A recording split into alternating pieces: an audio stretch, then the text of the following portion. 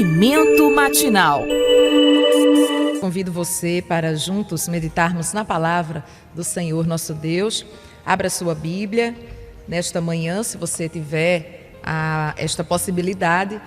E o texto que vamos meditar é bastante conhecido, muitos até sabem de cor. O Salmo de número 91, a segurança daquele que se refugia em Deus. Salmo 91, vamos ler do verso 1 ao 8. Aquele que habita no esconderijo do Altíssimo, à sombra do Onipotente descansará. Direi do Senhor, Ele é o meu Deus, o meu refúgio, a minha fortaleza, e nele confiarei. Porque Ele te livrará do laço do passarinheiro e da peste perniciosa. Ele te cobrirá com as suas penas e debaixo das suas asas estarás seguro. A sua verdade é escudo e broquel.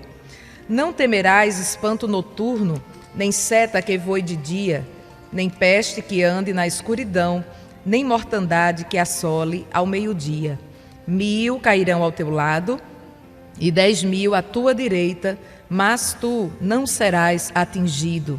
Somente com os teus olhos olharás e verás a recompensa dos ímpios. Vamos ler até o versículo 8.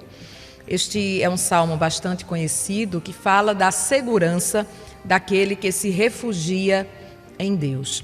E é sobre isso que eu gostaria de refletir, de meditar com os irmãos esta manhã. Deus como refúgio, Deus como segurança, Deus como proteção.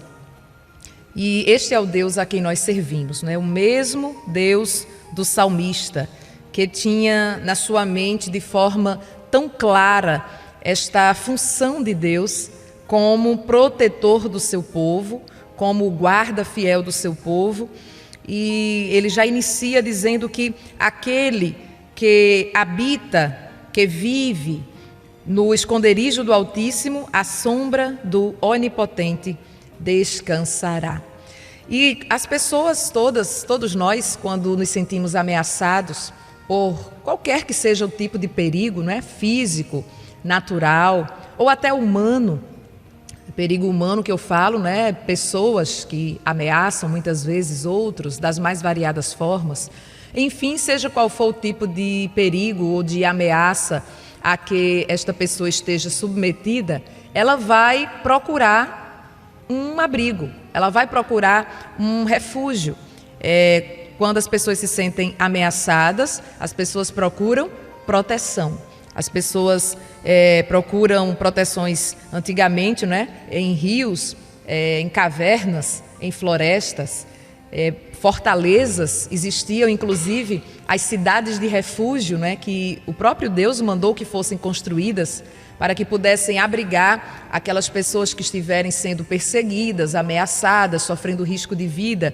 Por exemplo, alguém que até matasse outro por engano ou sem querer, ou fizesse alguma coisa que lhe trouxesse um dano, uma perseguição, ele pudesse ser socorrido e ser escondido, protegido nas cidades de refúgio. Mas muitas vezes nós, aqui na Terra, não encontramos refúgios físicos. Dependendo da situação em que se esteja vivendo, dependendo se é um perigo físico ou não, até espiritual, porque nós também vivemos em batalhas espirituais, nós muitas vezes não temos para quem correr ou para onde correr, fisicamente falando, humanamente falando. Mas o crente, o salvo, aquele que entregou a sua vida a Jesus, ele sabe que tem sempre um escape, ele sabe que tem sempre uma saída.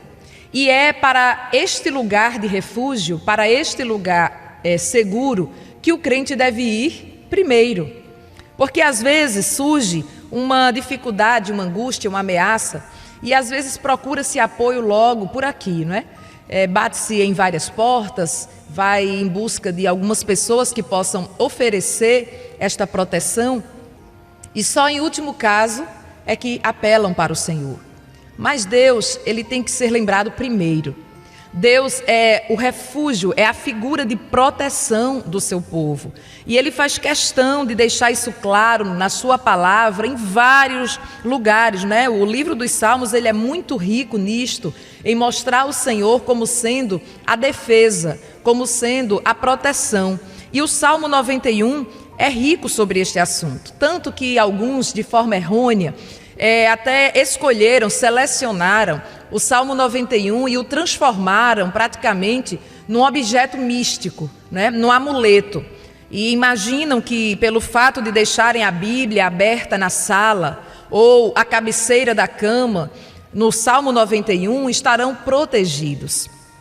Mas não só o Salmo 91 é uma bênção para a nossa vida, toda a Bíblia, né? Tem gente que diz, deixa a Bíblia aberta no Salmo 91, que é um salmo forte.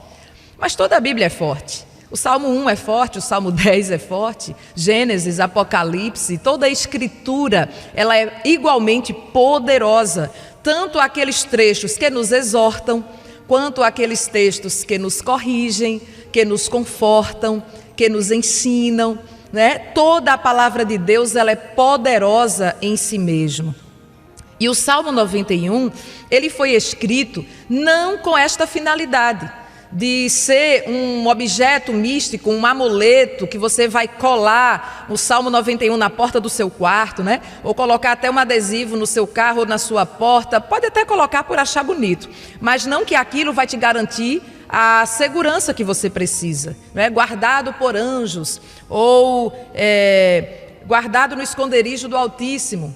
É uma informação bonita, mas um adesivo e uma Bíblia aberta nesta página não garantem a segurança de ninguém. Quem garante a segurança do povo de Deus é o Deus do Salmo 91. É o Deus que batalha e que peleja pelo seu povo. E este salmo está aqui registrado justamente para nos lembrar disso, que a nossa segurança, o nosso refúgio está em Deus. Veja, neste salmo o salmista declara que Deus é o seu lugar seguro. E ele usa imagens como esconderijo e sombra. O esconderijo faz com que você esteja oculto dos seus inimigos, escondido. E a sombra protege do calor do sol. Principalmente nos desertos, a terra é muito quente. Só quem andou num deserto, ou quando nós lemos relatos de deserto, é que nós conseguimos entender como é o clima, como é o calor do sol, é causticante. A falta, a escassez de água torna tudo ainda mais difícil. E trazendo para a nossa vida também, muitas vezes, há o calor das provas ardentes. É como se fosse um sol causticante ferindo a cabeça. Se você lembrar do profeta Jonas, quando ele foi enviado para Nínive, que lá ele chega e o sol começa a ferir a sua cabeça de tão quente, e ele não tem ali uma proteção, Deus faz nascer uma aboboreira que cobre a sua cabeça e ele descansa, porque coisa boa é uma sombra, não é verdade? Só sabe o que é uma sombra quem está andando debaixo do sol quente e encontra uma árvore para se abrigar. E ali, não vamos entrar na história de Jonas, mas eu creio que os irmãos sabem o que aconteceu, né? Deus faz com que um bicho coma e destrua aquela aboboreira e ela seca. E Jonas fica muito ressentido por causa da aboboreira. E aí Deus lhe dá uma lição, dizendo, olha, você está aí todo incomodado por causa da aboboreira que secou? E eu não vou estar incomodado? Eu não vou ter misericórdia de toda uma cidade má, mas que se arrependeu? Foi uma lição que Deus trouxe para Jonas. Mas a sombra, ela serve para nos proteger do calor. Deus é a nossa proteção contra o calor das aflições, as fornalhas das aflições, que muitas vezes são tão difíceis de encararmos. Deus nos protege contra males naturais, porque existem os males naturais, né? Ele coloca aqui no Salmo no versículo 3, que ele nos livrará do laço do passarinheiro, da peste perniciosa. Nós vivenciamos ultimamente, pandemia, peste, de tantos outros perigos. Diz que ele nos cobrirá com as suas penas e debaixo das suas asas nós estaremos seguros. A sua verdade é escudo e broquel. Veja, ele traz a figura de uma ave. A ave, ela, por menor que ela seja, ela tem uma forma tão bonita, tão peculiar de abrir as suas asas, para que possa debaixo de si acolher, não é, todos os filhotinhos ou até mesmo os ovos.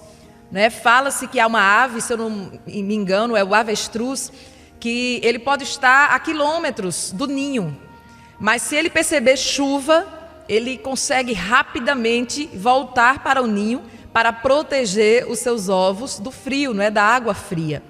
E quando se pensa nesta figura, de aves que acolhem debaixo de si os seus filhotinhos, é justamente pensando nessa figura que o salmista estava quando coloca Deus como nosso protetor. Dá para você imaginar essa figura? Deus como a figura de uma ave mãe que traz debaixo de si, que consegue debaixo de si guardar, acolher, proteger os seus filhotinhos.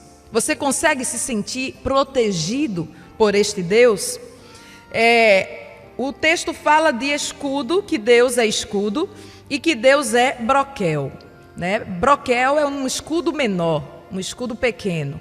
Pavês são escudos maiores, escudos grandes. Então este salmo nos fala que Deus é aquele que nos livra de problemas, de males naturais, da peste, por exemplo. E também Deus é aquele que nos livra nas guerras. Ele traz, como nós falamos, armas, escudo, broquel, que são armas de proteção. Quantas guerras nós enfrentamos? E muitas vezes estamos no fronte ali da batalha e nos sentimos vulneráveis e nos sentimos desprotegidos. Mas quando nós clamamos ao Altíssimo, olha o nome que Davi dá a Deus, que Davi usa para mostrar, que o nosso Deus é altíssimo. Ele não é só alto, ele é altíssimo, ele está acima de tudo, ele está acima de todos. Ele tem todo o poder e autoridade. E quando nós estamos, como falei, no fronte da batalha, nos sentindo desamparados muitas vezes, desprotegidos, aí vem Deus. Não vem um soldado qualquer treinado para a guerra, vem Deus, o nosso Deus Altíssimo, e se coloca na nossa frente como escudo e como broquel. Se for necessário, se o broquel der jeito, resolver o problema, o escudo pequeno, vai o broquel. Se precisar de um escudo maior, de pavês, ele também tem, porque ele é o Senhor da guerra, ele é o Senhor que sabe defender, sabe atacar, ele é perito, ele é o general. É por isso que não dá para vivermos sem Jesus. Sem Jesus a gente está completamente perdido. E o salmista diz: não temerás espanto noturno e nem seta que voe de dia, Nem as armas que os inimigos usem à noite, tampouco as armas que os inimigos usem durante o dia, tanto inimigos humanos quanto inimigos espirituais, que muitas vezes nem estamos vendo por onde o mal vem. E o recurso da oração, de nos colocarmos em dependência diante de Deus, ele é fundamental. Porque justamente nós temos uma visão muito limitada das coisas. Quantos inimigos que estão tão perto e nós, como seres humanos limitados que somos, estamos sem perceber, sem vê-los. Mas o nosso Deus, Ele está no lugar alto, Ele está no lugar, a Bíblia diz que o seu trono é alto e sublime. De lá, Ele tem uma visão privilegiada. Ele é onisciente, Ele é onipotente e Ele é onipresente. Ou seja, Ele sabe de todas as coisas, Ele vê todas as coisas, Ele ouve o que você não ouve, Às vezes esses inimigos e essas tribulações são pessoas também, com a sua língua fraudulenta, mentirosa, com a sua língua venenosa, Nós encontramos o salmista Davi aqui no Salmo 11, Salmo de número 11, se você puder acompanhar conosco. O salmista também estava enfrentando uma situação tão difícil. justamente, tanto 11 quanto 12, justamente por lidar com pessoas assim, com ímpios. Veja no Salmo 11, versículo 1, ele diz: no Senhor confio. Como dizeis, pois, a minha alma, foge para a tua montanha como um pássaro? Porque eis que os ímpios armam o arco, veja que coisa terrível, põem as flechas na corda, para com elas atirarem as ocultas aos retos de coração. Na verdade, que já os fundamentos se transtornam. Que pode fazer o justo? Veja aqui o questionamento de Davi. Ele dizia: olha como os ímpios agem, eles são malignos. E pode ter um ímpio aí bem perto de você. O ímpio, além de não conhecer a Deus, ele tem intentos malignos no seu coração. Não é? Como o salmista disse, a língua é venenosa. Eles armam o arco, põem as flechas na corda, para com elas atirarem as ocultas. Mas como nada se oculta diante desse Deus que vê todas as coisas, porque Ele é onipresente e Ele é onisciente. O ímpio, ele maquina o mal de noite, a Bíblia diz, muitas vezes para prejudicar o justo. Enquanto o crente está em casa, sossegado, sem nem imaginar o que está sendo armado contra ele, às vezes até dormindo, sem ciência do que está acontecendo na mente do outro, no coração do outro, lá na casa do outro.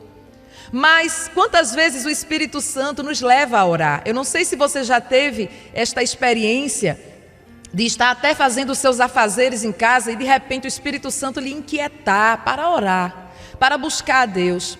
E o crente dobra os joelhos e começa a clamar ao Deus que nos oculta no seu esconderijo, ao Deus que sabe todas as coisas, que vê todas as coisas. E enquanto o crente inocentemente ora, sem saber do perigo que o cerca, o Deus que é onisciente, o Deus que é onipresente, que é onipotente, Ele que sonda e conhece o intento dos maus, está lá sabendo de tudo que está acontecendo. Está lá sabendo dos laços que o passarinheiro está armando. Ah, como é bom sabermos que podemos contar com a ajuda desse Deus.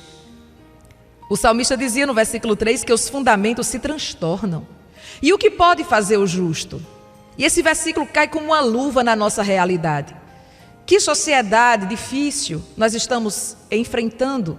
Eu sei que cada tempo traz a sua dificuldade.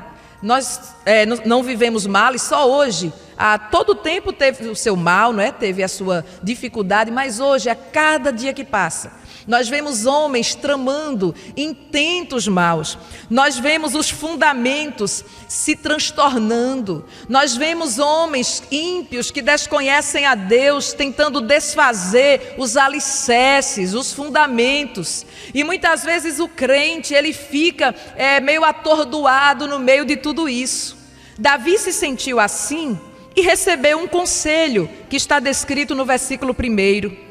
Ele disse: no Senhor confio. Como dizeis, pois, a minha alma, foge para a tua montanha como pássaro? Davi, como rei, podia fugir, se esconder, ele tinha suas fortalezas, mas ele entendia que não era o mais viável a fazer. Nós, como crentes, muitas vezes também somos tentados a nos ocultarmos, a nos escondermos. Uma vez que a situação aqui está tão difícil, às vezes até na universidade, cada dia é mais difícil dizer que é crente, cada dia é mais difícil professar o nome de Jesus, porque se está exposto a tantos ataques do maligno, se está exposto a tantas setas, se está exposto aos fundamentos desmoronando, às ideologias malignas, nefastas, e o crente fica sendo tentado, assim como o salmista, a ir para a sua montanha, se esconder, se ocultar, às vezes até ocultar a sua identidade. Eu vou ficar aqui quietinho, não vou dizer nada, não vou falar nada. É bom que ninguém nem saiba que eu sou crente, porque aí vão me deixar em paz. Não. Mas Davi dizia: no Senhor eu confio. Eu não vou aceitar este conselho, eu não vou correr, eu não vou me esconder. O Senhor está no seu santo templo, ele diz no versículo 4. O trono do Senhor está nos céus. Os seus olhos estão atentos e as suas pálpebras provam os filhos dos homens. Por que temer?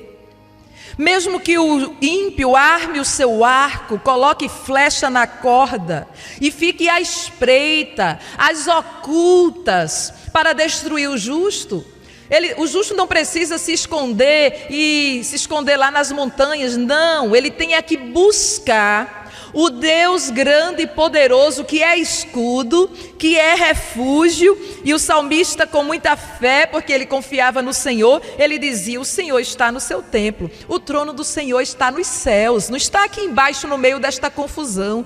Deus não é abalado pelas confusões que existem aqui na terra, o seu trono está lá no céu.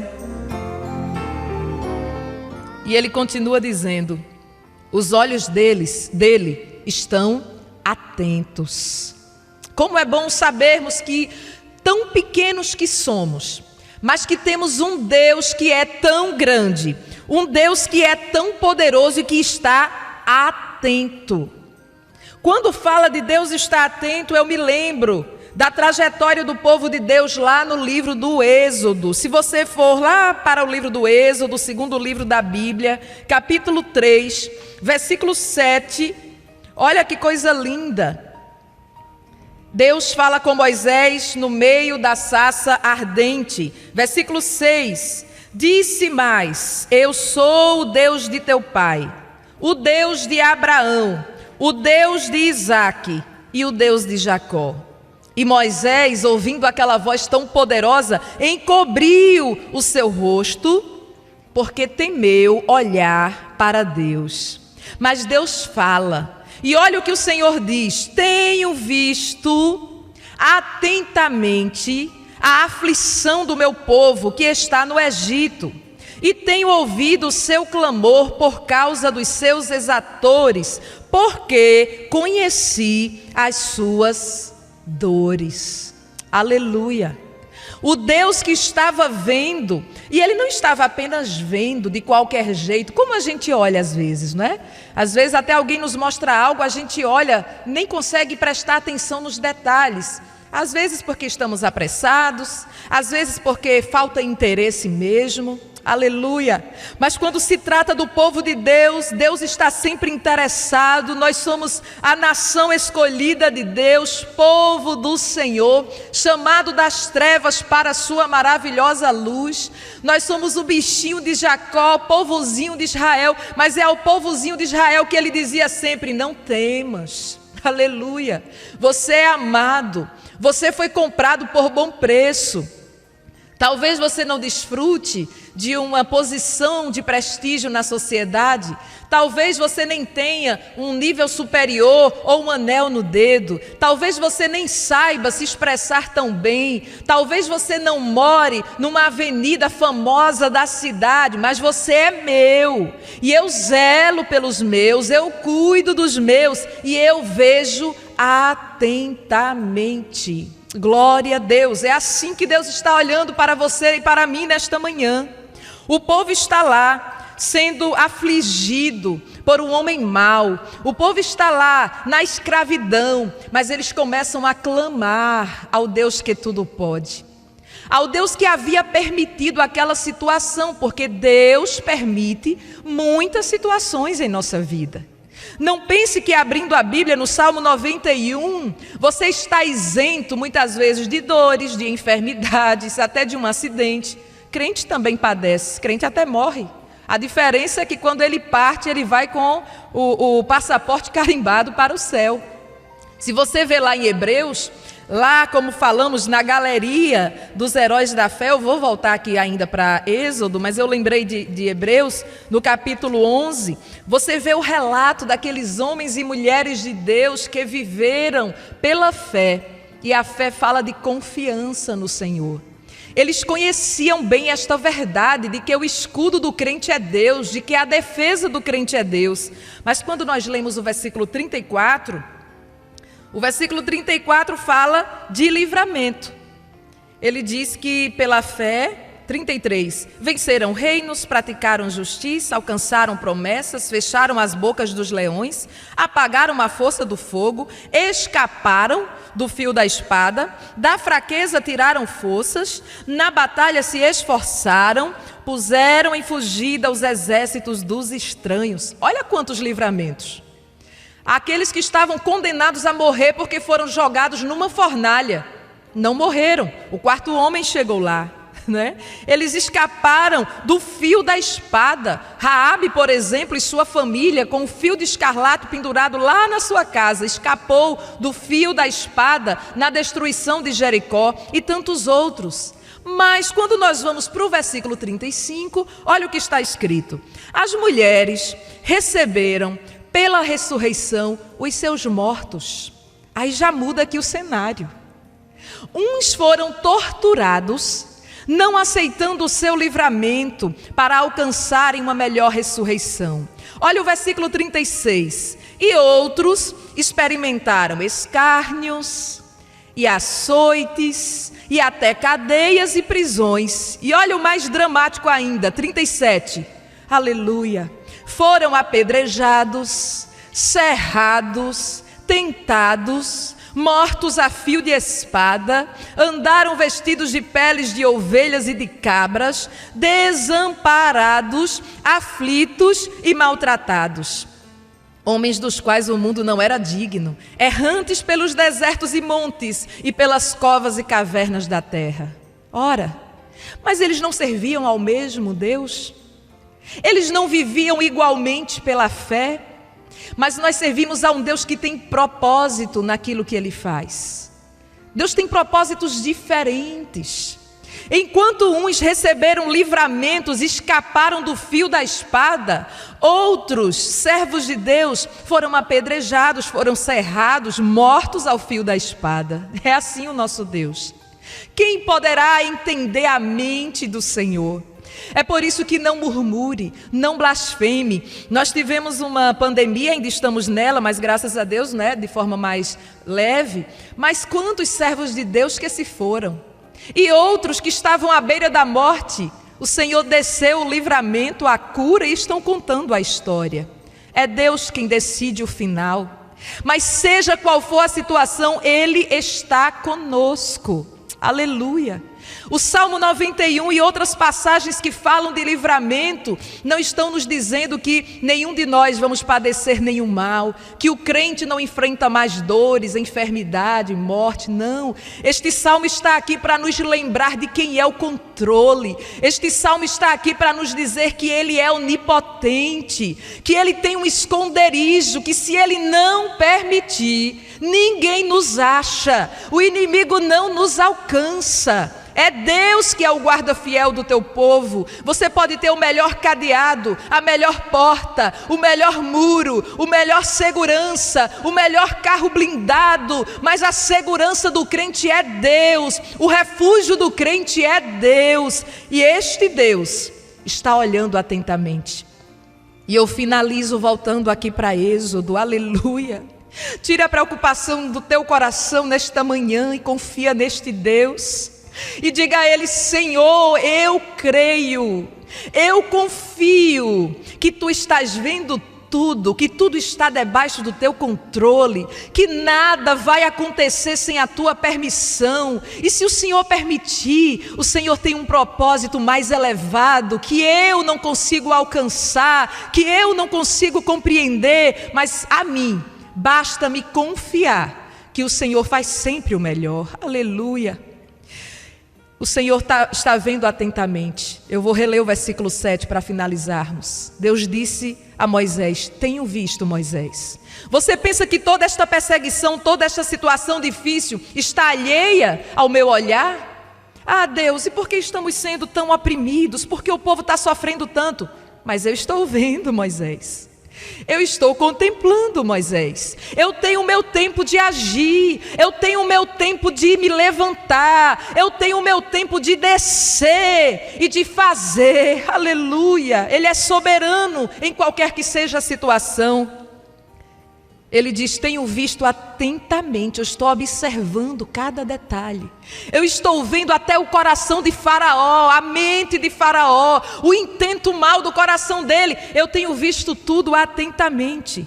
Eu tenho visto a aflição do meu povo. Eu tenho ouvido o seu clamor por causa dos seus exatores, porque eu conheci as suas dores. Portanto, justamente por ele estar vendo atentamente e ouvindo, olha o que ele diz: desci para livrá-lo da mão dos egípcios e para fazê-lo subir daquela terra a uma terra boa e larga, a uma terra que emana leite e mel, ao lugar do cananeu, do eteu, do amorreu, do ferezeu, do eveu e do jebuseu. E agora, eis que o clamor dos filhos de Israel chegou a mim, e também tenho visto a opressão com que os egípcios os oprimem. E foi aí que ele chama e diz: vem agora, você vai ser a minha solução. Aleluia. Deus sempre prepara uma solução em meio à opressão, em meio à escravidão, em meio ao sofrimento. Deus disse a ele: vem, eu vou te enviar Faraó, para que tires o meu povo, os filhos de Israel, do Egito. Querida, querido, Deus está vendo atentamente a tua aflição, o teu temor, o teu pavor, diante das perseguições, das dificuldades, de todos os temores que assaltam o teu coração. Ele permite que o justo sofra também por um tempo. As provações nos trazem lições e nos ensinam que tudo vem dele, é dele, nos ensinam a depender dele. Mas quando chega o tempo, ele responde dizendo: eu desci. No Salmo 12, que não dá mais tempo lermos, o salmista fica questionando a Deus e dizendo: olha a opressão, Deus, olha os que falam falsamente, olha aqueles que usam de falsidade para comigo, nós estamos oprimidos, afligidos. Aí no versículo 5 do Salmo 12, Deus responde: por causa da opressão dos pobres e do gemido dos necessitados, me levantarei agora, diz o Senhor. E quando Deus se levanta, alguma coisa acontece. Deus é o teu escudo, Deus é o teu refúgio, a tua fortaleza em tempos de aflição. Que o Senhor nos abençoe.